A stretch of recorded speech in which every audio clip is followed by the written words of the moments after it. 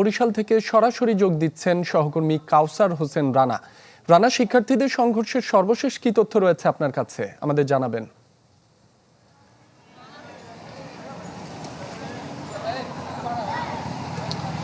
হ্যাঁ রাব্বি, এই মুহূর্তে আমি রয়েছি বরিশালের ব্রজমোহন কলেজ, যেটি বিএম কলেজ নামে পরিচিত, সেই বিএম কলেজের সামনে। এবং আমরা যখন কিছুক্ষণ আগে এখানে এসে এই কলেজের সামনের যে সড়ক, সেই সড়কে যে চিহ্ন রাতের সংঘর্ষের ধাওয়া পাল্টা ধাওয়ায় যে রণক্ষেত্রের সৃষ্টি হয়েছিল, সেই চিহ্ন কিন্তু দেখতে পেরেছি।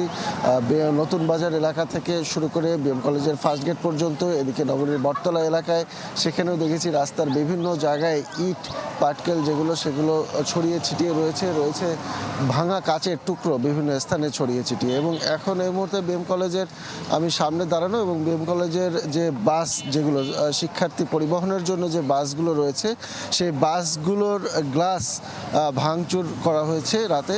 সেই বাসগুলোকে আমরা দেখতে পাচ্ছি যে এখানে 5টি বাস রাখা রয়েছে, যার 3টি সচল ছিল এবং 2টি সংস্কারের অপেক্ষায় ছিল।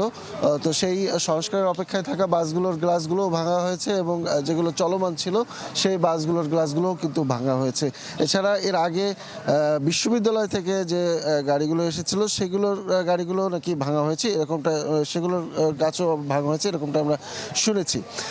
বর্তমানে পরিস্থিতি এখানে থমথমে রয়েছে। সেনাবাহিনীর পক্ষ থেকে রাতে পরিস্থিতি নিয়ন্ত্রণে আনা হয়েছিল, এবং এখন শিক্ষার্থীরা যার যার শিক্ষা প্রতিষ্ঠানে বা যার যার হলে অবস্থান করছে। তো এই ছিল বরিশালের পরিস্থিতি। রাব্বি। রানা, আপনাকে ধন্যবাদ। দর্শক, বরিশাল থেকে যুক্ত হয়েছিলেন কাউসার হোসেন রানা। ঢালাইয়ে দৃঢ়তা, নির্মাণে নিশ্চয়তা, প্রিমিয়ার সিমেন্ট, ঢালাইয়ের রাজা।